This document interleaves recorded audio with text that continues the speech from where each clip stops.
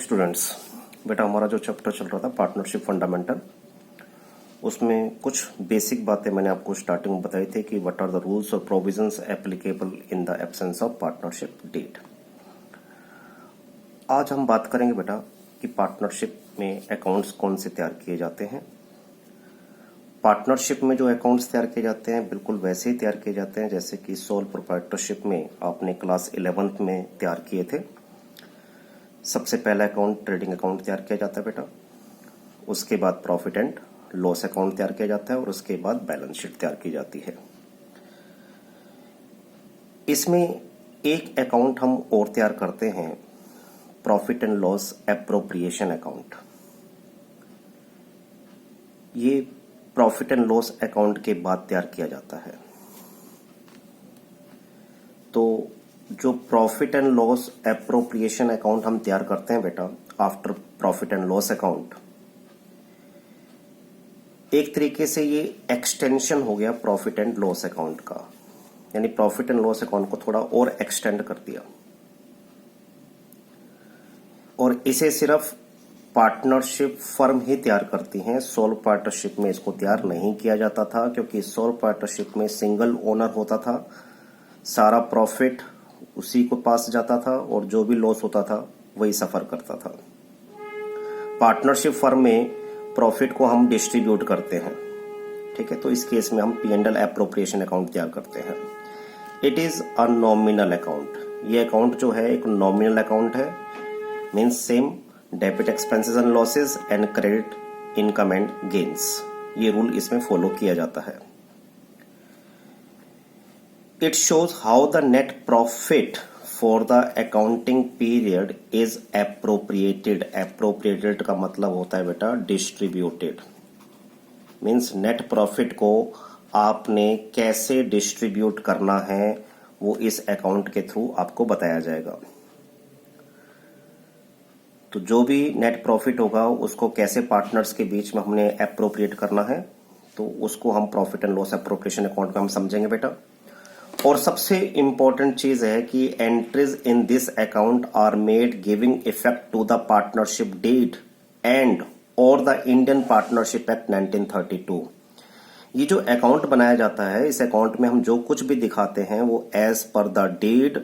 अगर डीड मतलब बेटा आपका जो रिटर्न डॉक्यूमेंट है, रिटर्न एग्रीमेंट है। अगर आपके बीच में कोई भी रिटर्न डॉक्यूमेंट नहीं है, रिटर्न एग्रीमेंट नहीं है, तो फिर जो रूल्स इंडियन पार्टनरशिप एक्ट 1932 में दे रखे हैं फिर उसको अप्लाई हम करते हैं और उसके अकॉर्डिंगली ही हम profit and loss appropriation account तैयार करते हैं।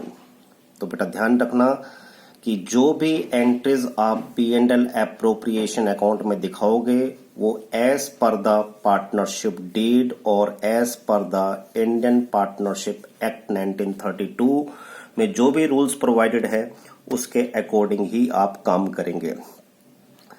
अगर आपके बीच में जो डीड है तो उस डीड के अकॉर्डिंग, अगर आपने किसी चीज का डीड तैयार नहीं किया तो फिर उसका रूल जो इंडियन पार्टनरशिप एक्ट 1932 में दे रखा होगा उसके अकॉर्डिंग ही हम P&L एप्रोप्रिएशन अकाउंट तैयार करेंगे।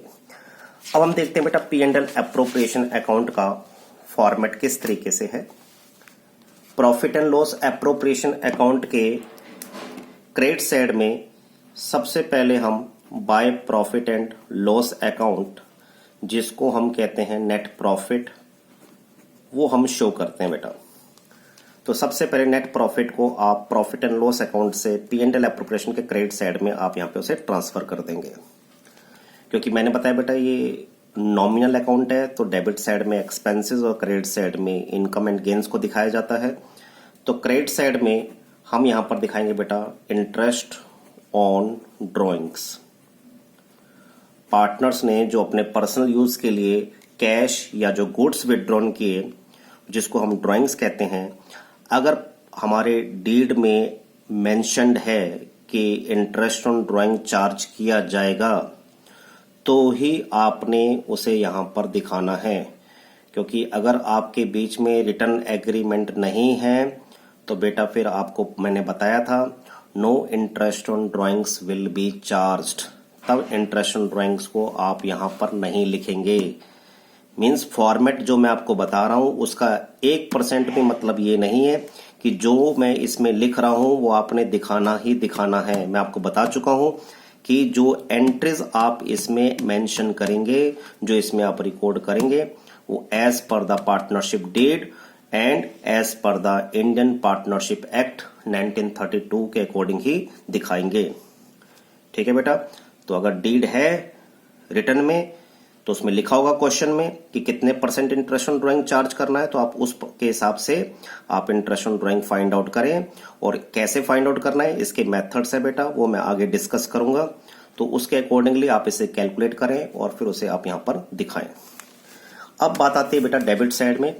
अब यहां पर देखो क्रेडिट साइड हमारी यहां पर यही है, इसमें और कुछ नहीं आता। ये हमारा पूरा इनकम साइड हमारी बन गई। अब इस पूरी इनकम को हमने एप्रोप्रिएट करना है, डिस्ट्रीब्यूट करना है अमंग द पार्टनर्स। किस किस फॉर्म में डिस्ट्रीब्यूट करना है वो सब कुछ डिपेंड फिर उसी पे करता है, एज पर द डीड और एज पर the partnership act 1932। Debit side में सबसे पहले आपने एप्रोप्रिएट करना है इनकम प्रॉफिट को in form of interest on capital. Interest on capital को आप यहां पर दिखाएंगे बेटा। इंटरेस्ट ऑन कैपिटल, दो पार्टनर्स अगर हमारे पास है ए और बी, तो ए को कितना इंटरेस्ट ऑन कैपिटल हमने अलाउ किया और बी को कितना इंटरेस्ट ऑन कैपिटल अलाउ किया, दोनों का टोटल आप अमाउंट कॉलम में दिखाएंगे।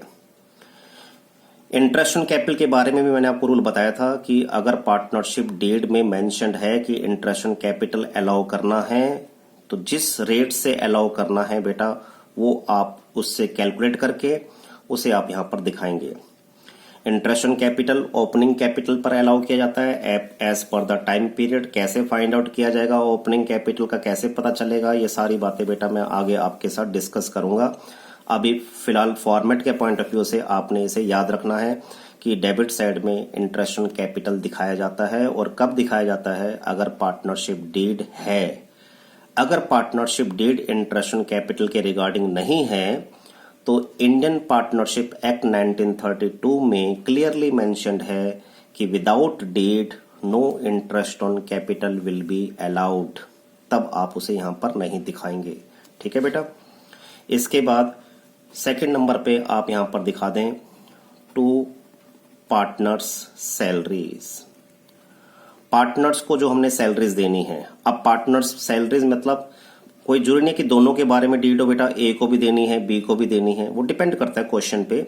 जिस भी पार्टनर को सैलरी के बारे में मेंशन्ड है, यानी जिस भी पार्टनर को सैलरी देने के बारे में डीड है, तो आप उसको यहां पर दिखाएं। ठीक है बेटा। पार्टनर्स की सैलरीज को भी मैंने आपको रूल बताया था कि अगर डीड है, रिटर्न एग्रीमेंट है, तो ही आप पार्टनर्स को रेमुनरेशन अलाउड करोगे। अदरवाइज अगर डीड नहीं है रिटर्न में, तो इंडियन पार्टनरशिप एक्ट 1932 में क्लियरली मेंशन्ड है कि कोई भी रेमुनरेशन आपको पार्टनर्स को अलाउ नहीं करना। Similarly to partners commission, to partners commission, partners का कमीशन बेटा, पार्टनर्स का कमीशन भी मैंने आपको बताया कि पार्टनर्स को कमीशन कब दिया जाएगा, ये भी वही सेम है। सैलरीज और कमीशन रेमुनरेशन के पार्ट है बेटा, ये तभी देने हैं आपने जब डीड में मेंशन्ड है। अगर डीड नहीं है तो फिर आपने ना तो सैलरी देनी है ना ही कमीशन देना है। ठीक है बेटा। पार्टनर्स कमीशन में जरूरी नहीं है कि दोनों का ही कमीशन हो। पार्टनर्स अगर दो हैं ए और बी, तो जिसका भी क्वेश्चन में मेंशन्ड है कि ए को कमीशन देना है या बी को कमीशन देना है या दोनों को कमीशन देना है, तो आप उनका जो भी क्वेश्चन में जिस तरीके से मेंशन है या रेट दे रखा है या अमाउंट दे रखा है, उस हिसाब से आप उसे यहां पर कैलकुलेट करके यहां पर दिखाएं। लेकिन अगर डीड नहीं है तो आप यहां पर इंटरेस्ट ऑन पार्टनर्स की सैलरी, पार्टनर्स का कमीशन यहां पर आप नहीं दिखाएंगे। यानी डीड नहीं है ना तो इंटरेस्ट ऑन कैपिटल यहां पर दिखाया जाएगा। डीड नहीं है एज पर फॉर सैलरी, तो सैलरी भी यहां पर आपने नहीं दिखानी। डीड रिगार्डिंग कमीशन नहीं है तो कमीशन भी आपने यहां पर नहीं दिखाना। डीड नहीं है रिगार्डिंग इंटरेस्ट ऑन ड्राइंग्स, तो इंटरेस्ट ऑन ड्राइंग को भी चार्ज नहीं करना। तो वो जो बेटा मैंने आपको लास्ट वीडियो में रूल्स बताए थे कि what are the rules provisions applicable in the absence of partnership deed, वो आपको अच्छे तरीके से याद होने चाहिए। ठीक है बेटा। अब हमने देखो इनकम को 3 पार्ट्स में अप्रोप्रिएट कर दिया बेटा, हमने 3 पार्ट्स में अप्रोप्रिएट कर दिया। अप्रोप्रिएट किस किस में किया, अप्रोप्रिएट हमने उसको किया बेटा in form of interest on capital, in form of partner salary and in form of partners commission. अब जो बचा हुआ प्रॉफिट है एक तरीके से वो डिविजिबल प्रॉफिट है, लेकिन कई बार पार्टनर्स डिसाइड करते हैं कि भाई सारा प्रॉफिट पार्टनर्स को देने की बजाय आप उसका कुछ पोर्शन एज अ रिजर्व आपने पढ़ रखा है 11th में प्रोविजंस एंड रिजर्व्स के चैप्टर्स में कि reserves are created for future unknown liabilities, for future uncertainties. ठीक है बेटा, तो अगर रिजर्व के बारे में कोई पॉइंट क्वेश्चन में दे रखा है कि रिजर्व क्रिएट करना है तो before dividing profit among the partners first make a reserve, तो आप यहां पर रिजर्व बना लें। ठीक है बेटा, तो रिजर्व जितना भी है क्वेश्चन में आपको मेंशन दे रखा होगा, और रिजर्व में भी आपको लैंग्वेज को ध्यान से पढ़ना है। रिजर्व जैसे कई बार लिखा होता है कि 10% नेट प्रॉफिट का बनाना है, तो नेट प्रॉफिट बेटा आपके पास ये वाला है, तो अगर ये नेट प्रॉफिट जितना भी हो आप उसका 10% निकालकर यहां पर लिख दें। कई बार लिखा होता है कि 10% जो है डिविजिबल प्रॉफिट का रिजर्व बनाना है, तो डिविजिबल प्रॉफिट कैसे आएगा बेटा, आप क्रेडिट साइड के टोटल में से ये डेबिट साइड माइनस कर दें, मींस इंटरेस्ट ऑन कैपिटल भी घटा दें, पार्टनर्स की सैलरी माइनस कर दें, पार्टनर्स का कमीशन माइनस कर दें, अब जो बचेगा वो डिविजिबल प्रॉफिट है, तो आप उसका 10% रिजर्व में ट्रांसफर कर दें। तो क्वेश्चन के अकॉर्डिंग आपको चेक करना है कि रिजर्व के बारे में क्या लिखा हुआ है। अब जो बैलेंस बचा है that is called divisible profit, जो हमने पार्टनर्स में बांटना है। To profit transfer to partners, वो प्रॉफिट आपने पार्टनर्स में ट्रांसफर कर देना है। पार्टनर्स मैंने एज्यूम किए मेरे दो पार्टनर है बेटा, एक ए है और एक बी है, तो ए और बी में आपने इस बचे हुए बैलेंसिंग फिगर को ए और बी में उनके एग्रीड रेशियो में ट्रांसफर कर देना है। अब बात आती है कि ट्रांसफर कहां किया जाएगा। ट्रांसफर करने के लिए बेटा दो प्लेस आपके पास हैं, या तो ट्रांसफर किया जाता है पार्टनर्स कैपिटल अकाउंट में या फिर ट्रांसफर किया जाता है पार्टनर्स करंट अकाउंट में। ये डिपेंड करता है कि पार्टनर्स कैपिटल फिक्स्ड है या फिर पार्टनर्स की कैपिटल फ्लक्चुएटिंग है।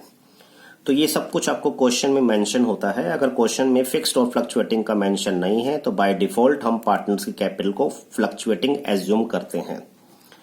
तो अगर कैपिटल फिक्स्ड है तो बेटा आपने इसे करंट अकाउंट में ट्रांसफर करना है, ठीक है, और फ्लक्चुएटिंग है तो आपने इसे कैपिटल में ट्रांसफर करना है। मींस या तो ये एज कैपिटल होगा बेटा या फिर ये एज करंट होगा।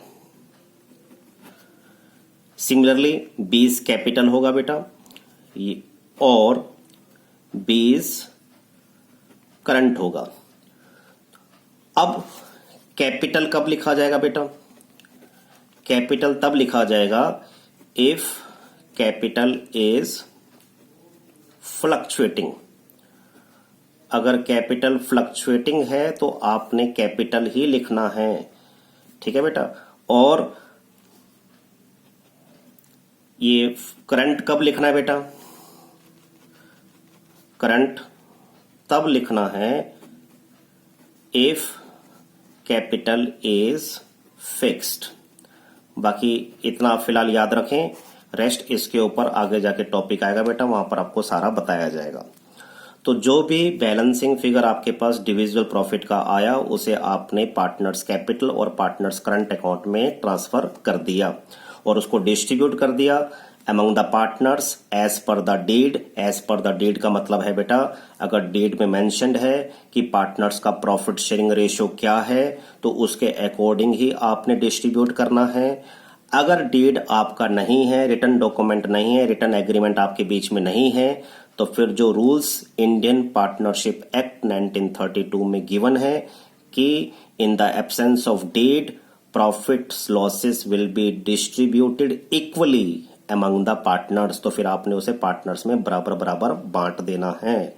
तो इसलिए मैं आपसे कह रहा हूं ये पूरा जो मैंने आपको फॉर्मेट बताया P&L अप्रोप्रिएशन अकाउंट का बेटा, ये पूरा डीड और एक्ट पार्टनरशिप एक्ट 1932 पर डिपेंड करता है। तो उसके रूल्स रेगुलेशंस आपको अच्छे ढंग से आने चाहिए।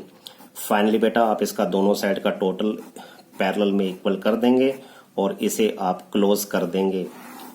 तो बेटा ये आपका फॉर्मेट है profit and loss appropriation account का। लेकिन इसको बनाने के लिए बेटा एक तो हमें डीड की सारी बातें, एक्ट की सारी बातें हमें याद होनी चाहिए, और दूसरा मैं आपको इसके बाद जो नेक्स्ट वीडियो होगा उसमें मैं आपको समझाऊंगा कि how to calculate interest on drawings, how to calculate interest on capital, how to calculate commission etcetera. ये सारी बातें मैं आप लोगों के साथ डिस्कस करूंगा ताकि आपको इसे तैयार करने में किसी टाइप की कोई प्रॉब्लम ना हो। तो होप बेटा आपको ये सारा क्लियर होगा। थैंक यू बेटा and have a nice day.